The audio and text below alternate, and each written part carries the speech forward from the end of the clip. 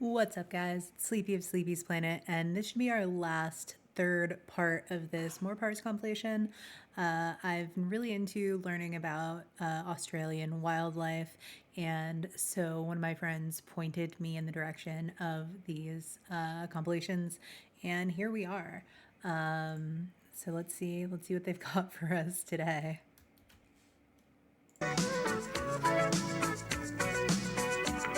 Australia has a straight up Pokemon. Wait, but that's so fucking cute, though. Introducing the brush-tail possum. More specifically, the golden brush-tail possum. I wanna Native see to a the land brush-tail down possum under, and VTuber one of the rare right examples of an Australian animal that isn't expressly designed to DoorDash you straight to heaven. You see, the brush-tail is one of a grand total of 23 species of Australian possum, which, despite the name, share absolutely no relation to the red-blooded American opossum. These adorable little marsupials come in all shapes and sizes, from the ringtail possum to the sugar glider, and Sugar our gliders are protagonist so here, cute. the golden brushtail, which is really just a common brushtail possum with a rare genetic mutation called leucism that causes them to lose the pigment in their skin. So basically, it's a fucking shiny Pokemon. Coming in at around 4.5 kilos and 40 centimeters in length, these tree-dwelling marsupials are nocturnal and primarily herbivores, mainly consisting on a diet of leaves and Primarily. fruit. And for added What's cute the points, not as primarily? marsupials, yes, they carry around their babies in a little pouch like their roided out that's so cousin the cute. kangaroo. However, come on, the thing is from Australia, you didn't really think these bad boys would be squeaky clean, did ya? You see, they aren't entirely herbivores. Sure, they love a good salad. They will also quite happily raid a bird's nest and turn Tweety's kids into a 3-egg omelette. Not Roadkill? Goki Bird. Sounds like a fine steak dinner to me. And just because it's not a venomous predator doesn't mean it can't take your fucking finger off. And the cherry on top, Aussie Pikachu here doesn't go Pika Pika. No, you see, Down Under doesn't have Pokemon trainers, because when you step into the tall grass out here, You get fucked. hear this absolute fucking demon. Oh, it's kind of weird sounding. Australia doesn't just have snakes and spiders. It has a tiger. Well, kinda. Introducing the thylacine, better known as the Tassie tiger. As the name suggests, native to my home state of Tasmania, this tiny little island off Australia's south coast. No, that is not New Zealand. They have hobbits, not tigers. Well, tiger isn't entirely correct. You see, the thylacine isn't a cat on steroids. You see, this bad boy is the largest carnivorous marsupial on the planet. Despite the kangaroo Looks coming more in like at a 7 foot dog. tall and throwing kicks like Chun-Li, they are herbivores, and everything else with a pouch that eats meat is about the size of a chihuahua, making this 1.3 meter, 20 kilo kangaroo dog with a tiger persona the only marsupial apex predator. See, these things were ambush hunters, using stealth and speed to silently take down their prey like they're playing f***ing Assassin's Creed. On top of being a fully qualified Spec Ops agent, these things had a mouth on them to rival Kirby. That's a Capable big mouth. of opening their jaw a full 80 fucking degrees, Yeah, that's a which is big mouth. absolutely terrifying and really cool. There's just one small problem. You may have picked up on me talking mostly in the past tense, and that all of this footage is in black and white. That's because we don't have a tiger.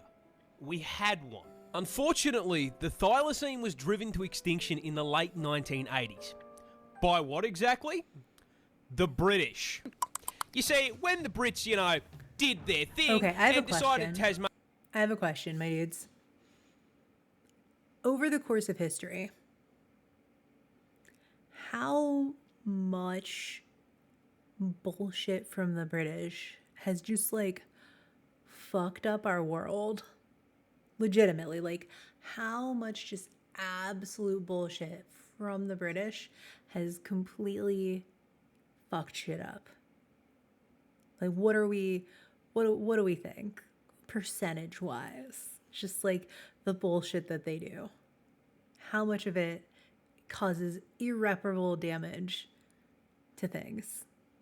Just curious, just asking for a friend, Mania was their house now, actually, they brought with them livestock, namely sheep and cattle, which was a fucking blessing to the Tassie tiger, which rapidly added these walking meatballs with the survival instincts of a wet sock to their meal plans. It's free real estate. The colonists did not take kindly to the thylacine taking their livestock without a license in it, so they placed bounties on their heads. Never mind that these things never attacked humans and very rarely took their livestock. No, they were an inconvenience.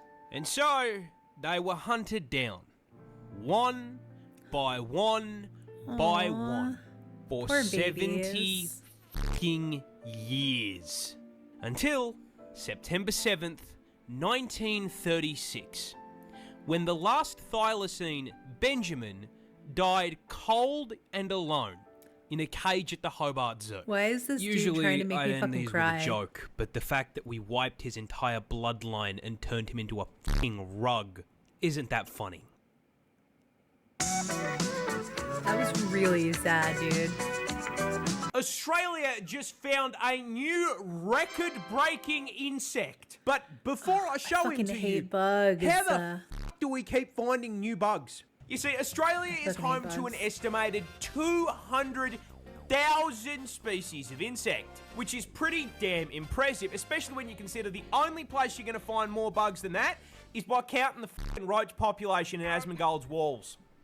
Now, the scary part of this is that Roach out of Lord that himself. 200k, we've only actually identified 62,000, meaning that we have no idea what nearly 3/4 of the bugs in the country actually fucking do. You like jazz? And so it should come as no surprise that while exploring Australia's dense rainforests, two scientists discovered a new record holder for the largest insect in the land down under, and it's a fucking stick bug. Introducing Acrophila alta, and coming in at a full 40 centimeters and 44 grams in weight. I don't think that qualifies as a stick insect anymore. That's fucking massive. Fucking Groot. Australia's very Yeah, own it's fucking Erd tree massive. avatar was discovered in Queensland. Because of course it fucking was. And despite being enough inches in length to make any man jealous, it's actually completely harmless. However, given how many Disgusting. oversized bugs we already have, if we find any more, I think they're gonna send the fucking Helldivers. This is the world's biggest spider. Oh no, But why no. the f*** is it that big? Introducing Theraphosa blondie, Fuck no. a tarantula surprisingly Oh, fuck not no. native to Fuck Australia no. for once. It's found on the other tyrannid hive continent, South America. Now, let's address the elephant in the room. Yeah, this thing is fucking huge.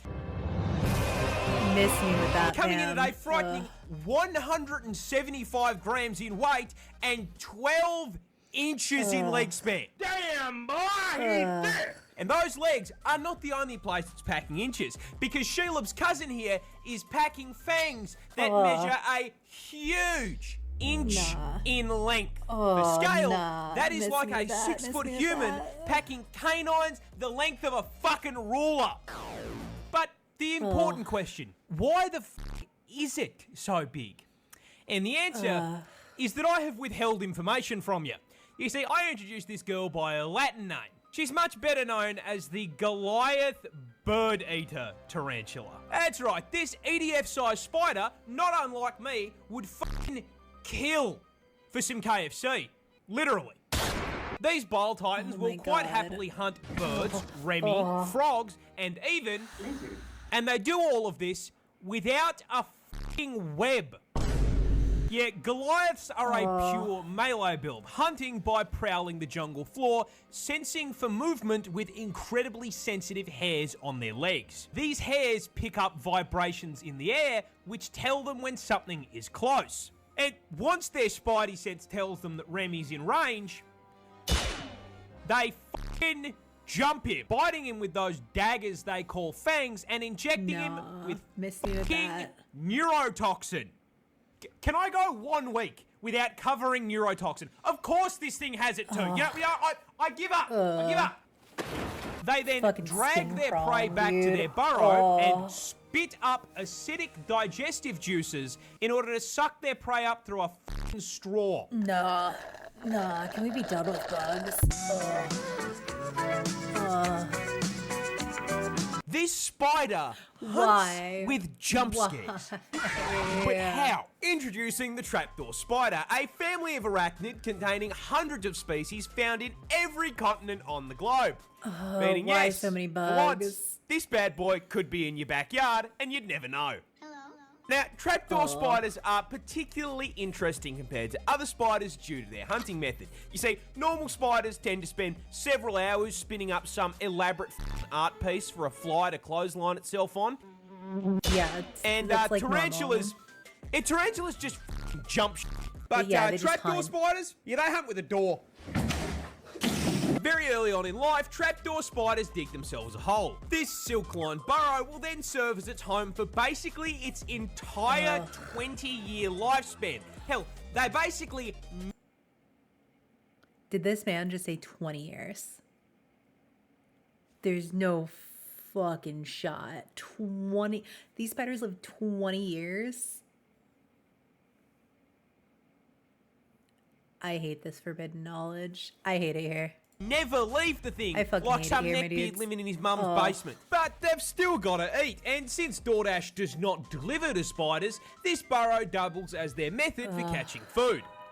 You see, they use their silk to craft a trapdoor over the burrow entrance.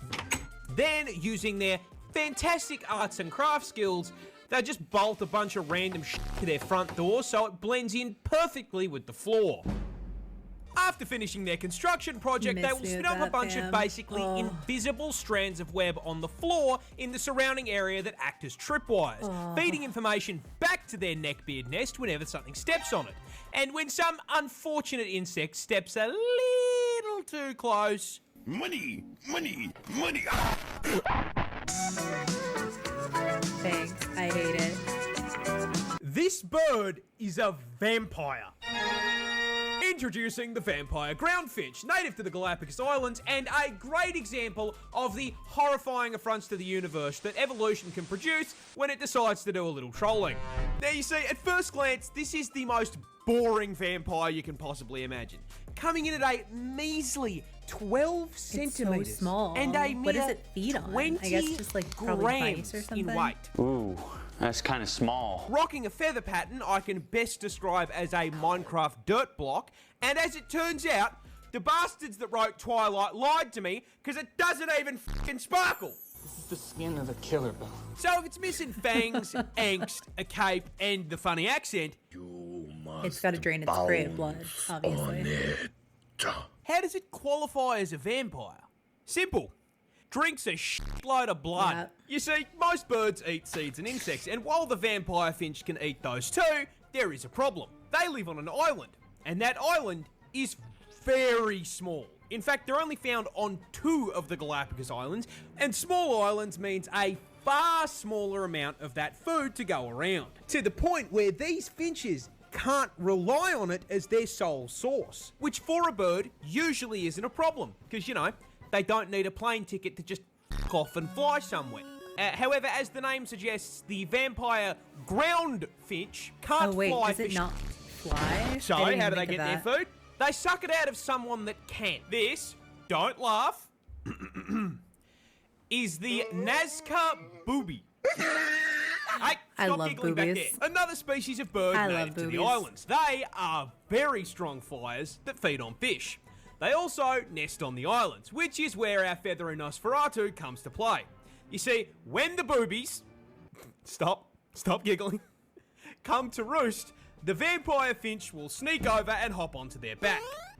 Then, using their razor-sharp beak, they will poke a very small, borderline painless hole into one of the bird's flight feathers. Once the blood is flowing freely, the vampire finch gorge themselves on it. See, as it turns out, blood is macro-friendly. And considering these things are living Guess it's got a lot creatures, of they iron. just make more blood.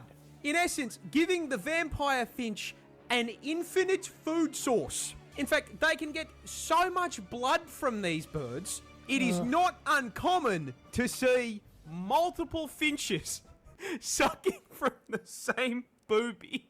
I'm sorry. I can't say that shit without cracking up. I like sucking on boobies too. A lot of people are scared of snakes. But have you ever I do wondered not what like snakes snakes, are yes. scared of? The answer is this fucking bird. Bald eagle. Introducing the secretary bird, Oh, native to not the a bald continent of eagle. Africa, and a prime example Called a that fucking being a secretary hater bird? pays off. Coming in at 1.3 metres tall and 4.27 kilos in weight, this lanky turkey has been purpose-built, nay, expertly fucking engineered by the gods themselves Looks like an with the ostrich, kind of. sole purpose of violating the ever-loving out of any garden hose that so much as looks at it the wrong way. You see, these bad boys are birds of prey, but unlike their cousins in the same category, they are primarily terrestrial, which means they spend most of their time on the ground. This is because their preference for diet is sentient slithering sausages. However, with this thing being endemic to Africa, their preferred meal also just happens to include some of the deadliest predators on the fucking planet. Does this stop the secretary bird? No, mate.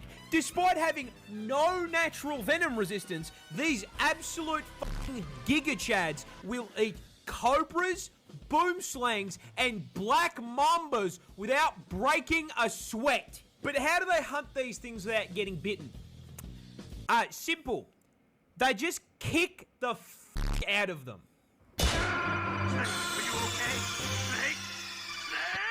You see, those long-ass legs aren't just for show, as a secretary bird is capable of accurately curb-stomping a snake's head into the ground with a force equal to 5 times their fucking body weight. So when Why a does secretary nature bird do fancies this? a bite to eat, they start out by stomping the ground around dense vegetation. This Why does nature causes do this? snakes in the Is area this really to poke necessary? their heads out of their houses to see what the is going on. The snake then looks up in horror as the secretary bird locks onto him, sprints over at Mach 9, and then...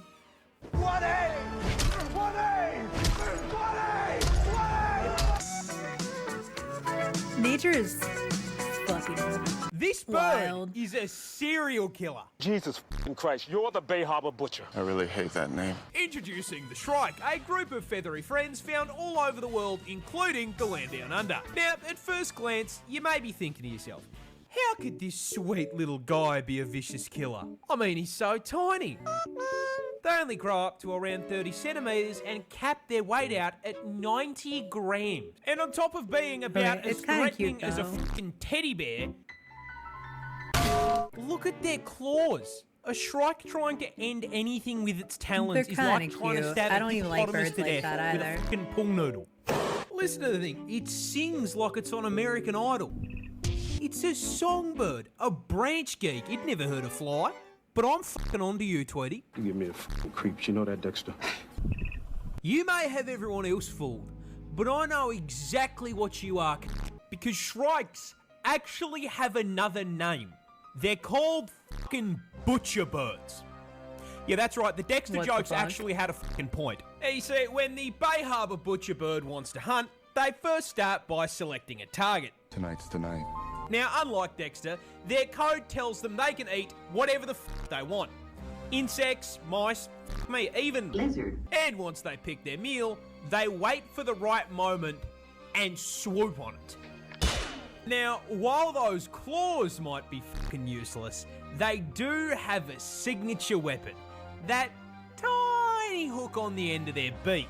And once they land on their victim, they slide that hook into its neck, perfectly slotting between they their get their vertebrae jugular? and severing their fucking spinal cord. Oh, but it's converting worse. their prey Holy into a vegetable shit. isn't enough. No.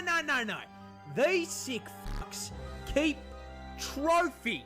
Once they have paralyzed their prey and shattered its spine, they will fly its corpse back to their larder, which is either a thorn bush or a fucking barbed wire fence. And once they get home, they fucking impale them. What? They will then The leave that hell? corpse there for days, occasionally biting chunks out of it, eating it like leftovers from the fucking fridge. Sociopathic Next to behavior. collected blood slides, these fuckers create kebabs. Sociopathic behavior. What the fuck? Nature's sociopaths, this I guess. crab is a boxer.